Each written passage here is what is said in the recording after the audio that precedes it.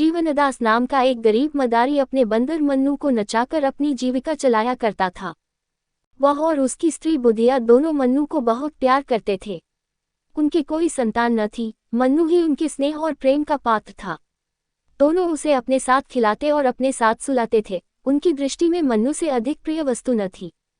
जीवनदास उसके लिए एक गेंद लाया था। मन्नू आंगन में गेंद खेला करता था। उसके भोजन करने को एक मिट्टी का प्याला था, ओढ़ने को कंबल का एक टुकड़ा, सोने को एक बोरिया और उचकने के लिए छप्पर में एक रस्सी। मन्नू इन वस्तुओं पर जान देता था। जब तक उसके प्याले में कोई चीज न रख दी जाए वह भोजन न करता था। अपना टाट और कंबल का टुकड़ा उसे शाल और गद्दे से भी प्यारा था। उसके दिन बड़े सुख से बीतते थे। वह प्रातःकाल रोटियां खाकर मदारी के साथ तमाशा करने जाता था। वह नकलें करने में इतना निपुण था कि दर्शकवृंद तमाशा देखकर मुग्ध हो जाते थे।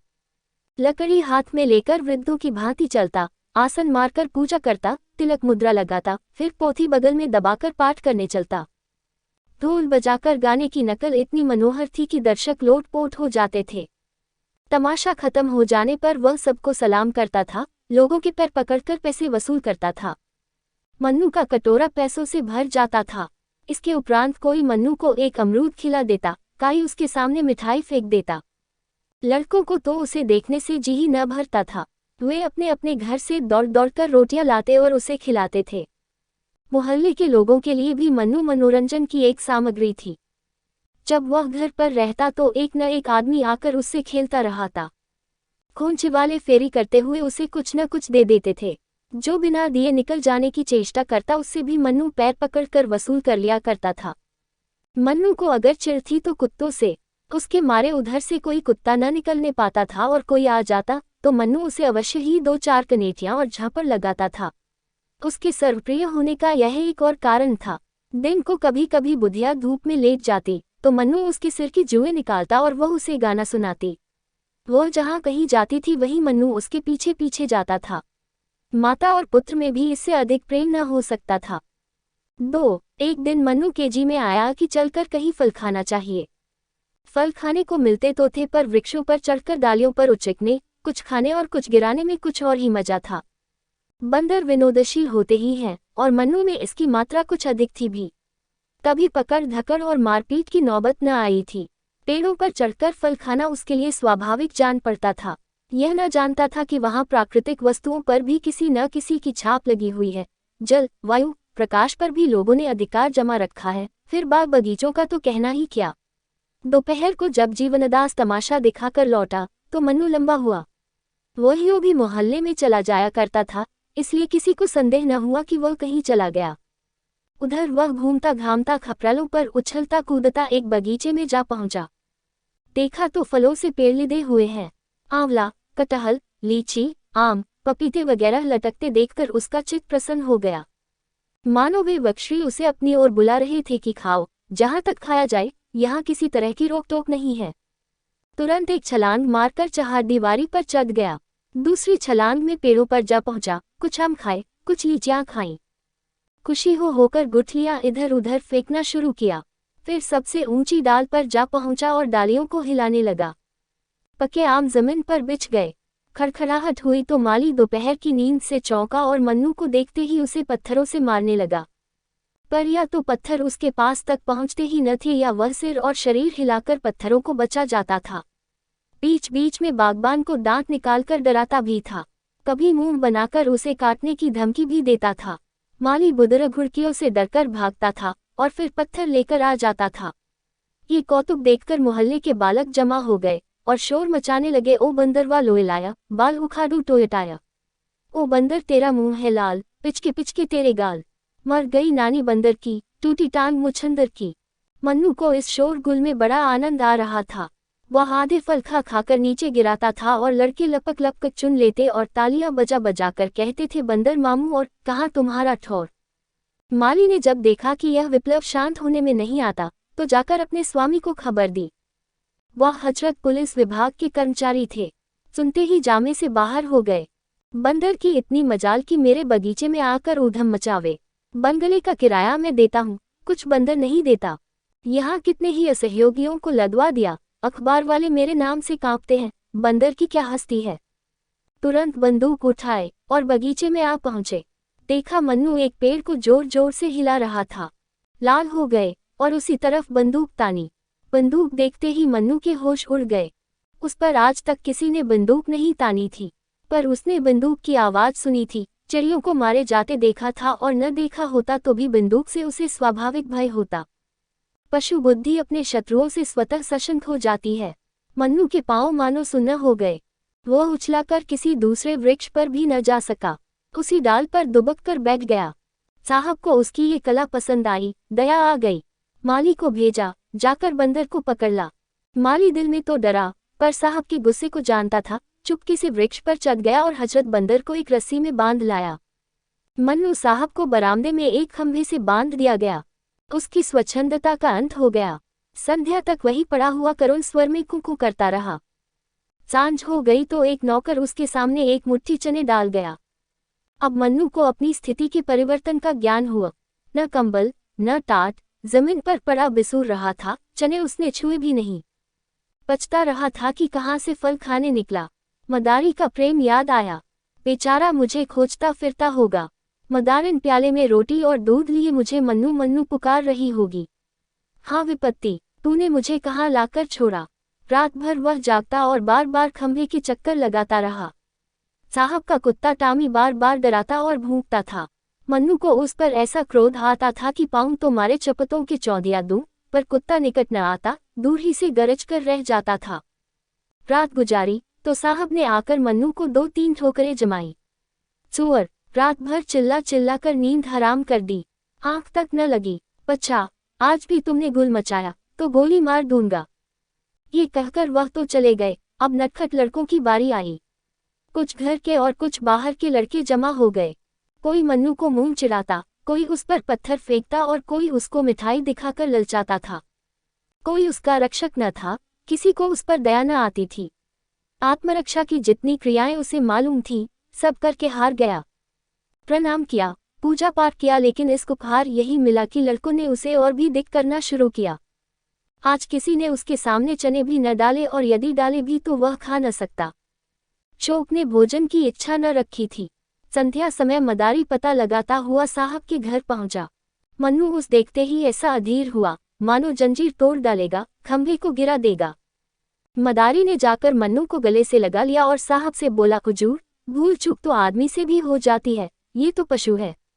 मुझे चाहे जो सजा दीजिए पर इसे छोड़ दीजिए। सरकार, यही मेरी रोटियों का सहारा है।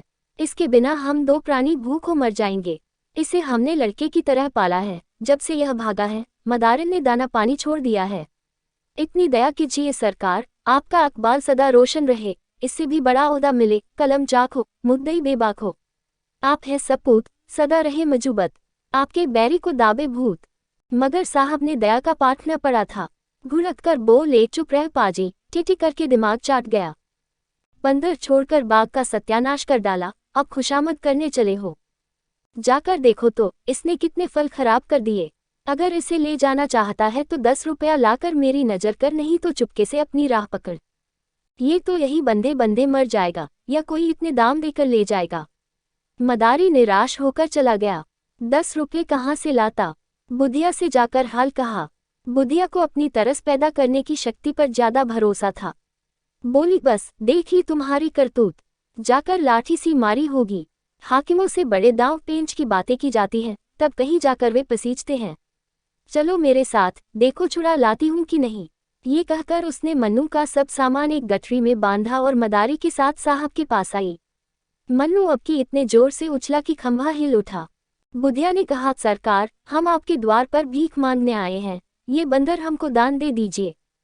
साहब, हम दान देना पाप समझते हैं। मदारिन, हम देश देश घूमते हैं, आपका जस गावेंगे। साहब, हमें जस की चाहिए परवाह नहीं है। मदारिन, भगवान आपको इसका फल देंगे। साहब, मैं नहीं जानता भगवान कौन भला है। मदारिन, महाराज, क्षमा की बड़ी महिमा है। साहब, हमारे यहाँ सबसे बड़ी महिमा दंड की है। मदारिन, हुजूर, आप हाकिम हैं, हाकिमों का काम है न्याय कराना। फलों के पीछे 2 आदमियों की जान न लीजिए, न्याय ही से हाकिम की बड़ाई होती है। साहब, हमारी बड़ाई क्षमा और न्याय से नहीं है, और न न्याय करना हमारा काम है, हमारा काम है मौज करना। बुधिया की एक भी युक्ति इस अहंकार मूर्ति के सामने न चली। अंत को निराश होकर वह बोली, हुजूर, इतना हुक्म तो दे दे कि ये चीजें बंदर के पास रखा दूं। इन पर यह जान देता है। साहब, मेरे यहाँ कूड़ा करकट रखने की जगह नहीं है। आखिर बुधिया हताश होकर चली गई। टामी ने देखा मन्नू कुछ बालता नहीं तो शेर हो गया। भूखता भूखता मन्नू के पास चला आया। मन्नू ने लपक कर उसके दोनों कान पकड़ लिए और इतने तमाचे लगाए कि उसे छठी का दूध याद आ गया। उसकी चिल्लाहट सुनकर साहब कमरे से बाहर निकल आए और मन्नू की कई ठोकरें लगाईं। नौकरों को आज्ञा दी कि इस बदमाश को 3 दिन तक कुछ खाने को मत दो।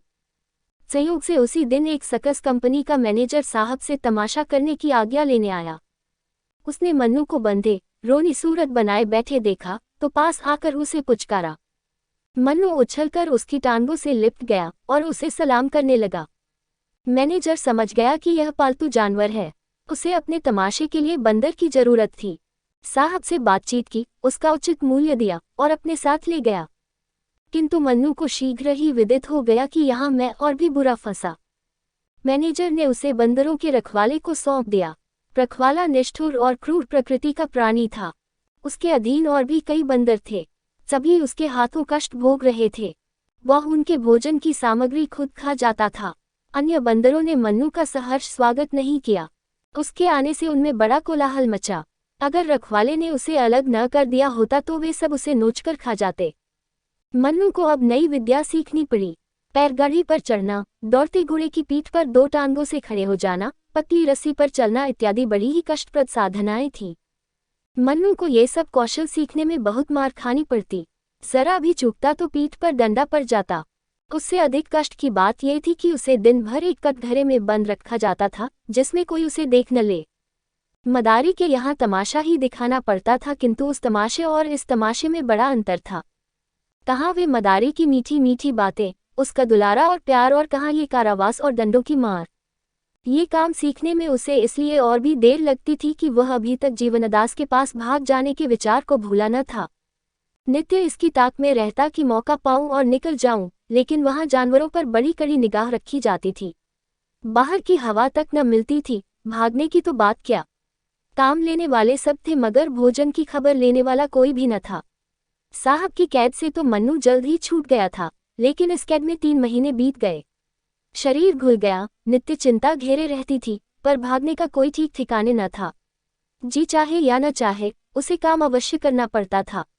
स्वामी को पैसों से काम था, वह जे चाहे मरे। संयोगवश एक दिन सर्कस के पंडाल में आग लग गई। सर्कस के नौकर चाकर सब जुआरी थे। दिन भर जुआ खेलते, शराब पीते और लड़ाई झगड़ा करते थे। इन्हीं झंझटों में एक एक गैस की नली फट गई। हाहाकार मच गया। दर्शक वृंद जान लेकर भागे। कंपनी के कर्मचारी अपनी चीजें निकालने लगे। पशुओं की किसी का खबर न रही। सर्कस में बड़े बड़े भयंकर जीव जंतु तमाशा करते थे। 2 शेर, कई चीते, 1 हाथी, 1 रीछ था। कुत्तों, घोड़ों तथा बंदरों की संख्या तो इससे कहीं अधिक थी। कंपनी धन कमाने के लिए अपने नौकरों की जान को कोई चीज नहीं समझती थी। ये सब के सब जीव इस समय तमाशे के लिए खोले गए थे। आग लगते ही वे चिल्ला चिल्ला कर भागे। मन्नू भी भागा खड़ा हुआ। पीछे फिरकर भी न देखा कि पंडाल जला या बचा। मन्नू कूदता फांदता सीधे घर पहुंचा जहां जीवनदास रहता था, लेकिन द्वारा बंद था। खपरल पर चढ़कर वह घर में घुस गया, मगर किसी आदमी का चिन्ह नहीं मिला। वह स्थान जहां वह सोता था और जिसे बुधिया गोबर से लीपकर साफ रखा करती थी, अब घास पात से ढका हुआ था। वह लकड़ी जिस पर चढ़कर कूदा करता था, दीमकों ने खा ली थी। मोहल्ले वाले उसे देखते ही पहचान गए। शोर मच गया, मन्नू आया, मन्नू आया। मन्नू उस दिन से रोज संध्या के समय उसी घर में आ जाता और अपने पुराने स्थान पर लेट रहता। वह दिन भर मोहल्ले में घूमा करता था। कोई कुछ दे देता तो खा लेता था, मगर किसी की कोई चीज नहीं छूता था। उसे अब भी आशा थी कि मेरा स्वामी यहाँ मुझसे अवश्य मिलेगा। रातों को उसके कराहने की करुण ध्वनि सुनाई देती थी। उसकी दीनता पर देखने वालों की आंखों से आंसू निकल पड़े थे। इस प्रकार कई महीने बीत गए। एक दिन मन्नू गली में बैठा हुआ था, इतने में लड़कों का शोर सुनाई दिया। उसने देखा, एक बुढ़िया नंगे बदन, एक चित्रा कमर में लपेटे सिर के बाल छिटकाए, भूतनियों की तरह चली आ रही है, और कई लड़के उसके पीछे पत्थर फेंकते पगली नाना की हाँक लगाते, तालियां बजाते चले जा रहे हैं। वो रह रहकर रुक जाती है और लड़कों से कहती है, मैं पगली नानी नहीं हूँ, मुझे पगली क्यों कहते हो। आखिर बुढ़िया जमीन पर बैठ गई और बोली, बताओ मुझे पगली क्यों कहते हो। उसे लड़कों पर लेशमात्र भी क्रोध न आता था। वह न रोती थी न हंसती, पत्थर लग भी जाता तो चुप हो जाती थी। एक लड़के ने कहा, तू कपड़े क्यों नहीं पहनती, तू पागल नहीं तो और क्या है। बुढ़िया, कपड़े जाड़े में सर्दी से बचने के लिए पहने जाते हैं, आजकल तो गर्मी है। लड़का, तुझे शर्म नहीं आती। बुढ़िया, शर्म किसे कहते हैं बेटा, इतने साधु सन्यासी नंगे रहते हैं, उनको पत्थर से क्यों नहीं मारते। लड़का, वे तो मर्द हैं। बुढ़िया, क्या शर्म औरतों ही के लिए है, मर्दों को शर्म नहीं आनी चाहिए। लड़का, तुझे जो कोई जो कुछ दे देता है उसे तू खा लेती है, तू पागल नहीं तो और क्या है। बुढ़िया, इसमें पागलपन की क्या बात है बेटा, भूख लगती है पेट भर लेती हूँ। लड़का, तुझे कुछ विचार नहीं है, किसी के हाथ की चीज खाते घिन नहीं आती। बुढ़िया, घिन किसे कहते हैं बेटा, मैं भूल गई। लड़का, सभी को घिन आती है, क्या बता दूं घिन किसे कहते हैं। दूसरा लड़का, तू पैसे क्यों हाथ से फेंक देती है, कोई कपड़े देता है तो क्यों छोड़कर चल देती है, पगली नहीं तो क्या है। बुढ़िया, पैसे कपड़े लेकर क्या करूं बेटा। लड़का, और लोग क्या करते हैं, पैसे रुपये का लालच सभी को होता है। बुढ़िया, लालच किसे कहते हैं बेटा, मैं भूल गई। लड़का, इसी से तुझे पगली नानी कहते हैं। तुझे न लोभ है, घिन है, न विचार है, न लाज है, ऐसो ही को पागल कहते हैं। बुढ़िया, तो यही कहो मैं पगली हूँ। लड़का, तुझे क्रोध क्यों नहीं आता। बुढ़िया, क्या जाने बेटा, मुझे तो क्रोध नहीं आता, क्या किसी को क्रोध भी आता है, मैं तो भूल गई। कई लड़कों ने इस पर पगली पगली का शोर मचाया और बुढ़िया उसी तरह शांत भाव से आगे चली। जब वह निकट आई तो मन्नू उसे पहचान गया, ये तो मेरी बुढ़िया है। वह दौड़कर उसके पैरों से लिपट गया। बुढ़िया ने चौंक कर मन्नू को देखा, पहचान गई, उसने उसे छाती से लगा लिया। 4 मन्नू को गोद में लेते ही बुढ़िया को अनुभव हुआ कि मैं नग्न हूँ। मारे शर्म के वह खड़ी न रह सकी, बैठकर एक लड़के से बोली, बेटा मुझे कुछ पहनने को दोगे। लड़का, तुझे तो लाज ही नहीं आती न। बुढ़िया, नहीं बेटा, अब तो आ रही है, मुझे न जाने क्या हो गया था। लड़कों ने फिर पगली पगली का शोर मचाया तो उसने पत्थर फेंककर लड़कों को मारना शुरू किया। उनके पीछे दौड़ी। एक लड़के ने पूछा, अभी तो तुझे क्रोध नहीं आता था, अब क्यों आ रहा है। बुढ़िया, क्या जाने क्यों अब क्रोध आ रहा है। फिर किसी ने पगली कहा तो बंदर से कटवा दूंगी। एक लड़का दौड़कर एक फटा हुआ कपड़ा ले आया। बुढ़िया ने वह कपड़ा पहन लिया, बाल समेट लिए। उसके मुख पर जो एक अमानुष आभा थी, उसकी जगह चिंता का पीलापन दिखाई देने लगा। वह रो रोकर मन्नू से कहने लगी, बेटा तुम कहाँ चले गए थे, इतने दिन हो गए हमारी सुध नली, तुम्हारी मदारी तुम्हारे ही वियोग में परलोक सिधारा। मैं भिक्षा मांगकर अपना पेट पालने लगी, घर द्वार तहस नहस हो गया। तुम थी तो खाने की, पहनने की, गहने की, घर की इच्छा थी, तुम्हारे जाते सब इच्छाएं लुप्त हो गईं। अकेली भूख तो सताती थी, पर संसार में और किसी की चिंता न थी। तुम्हारा मदारी मरा, पर आंखों में आंसू न आए। वह खाट पर पड़ा कराहता था और मेरा कलेजा ऐसा पत्थर का हो गया था कि उसकी दवा दारू की कौन कहे, उसके पास खड़ी तक न होती थी। सोचती थी, यह मेरा कौन है। अब आज वे सब बातें और अपनी वह दशा याद आती है तो यही कहना पड़ता है कि मैं सचमुच पगली हो गई थी और लड़कों का मुझे पगली नानी कहकर चिढ़ाना ठीक ही था। ये कहकर बुढ़िया मन्नू को लिए हुए शहर के बाहर एक बाग में गई, जहां वह एक पेड़ के नीचे रहती थी। वहां थोड़ी सी पुआल हुई थी, इसके सिवा मनुष्य के बसेरे का और कोई चिन्ह न था। आज से मन्नू बुढ़िया के पास रहने लगा। वह सवेरे घर से निकल जाता और निकले करके भीख मांगकर बुढ़िया के खाने भर को नाज या रोटियां ले आता था। पुत्र भी अगर होता तो वह इतने प्रेम से माता की सेवा न करता। उसकी नकलों से खुश होकर लोग उसे पैसे भी देते थे। उस पैसों से बुढ़िया खाने की चीजें बाजार से लाती थी। लोग बुढ़िया के प्रति बंदर का वह प्रेम देखकर चकित हो जाते और कहते थे कि यह बंदर नहीं, कोई देवता है।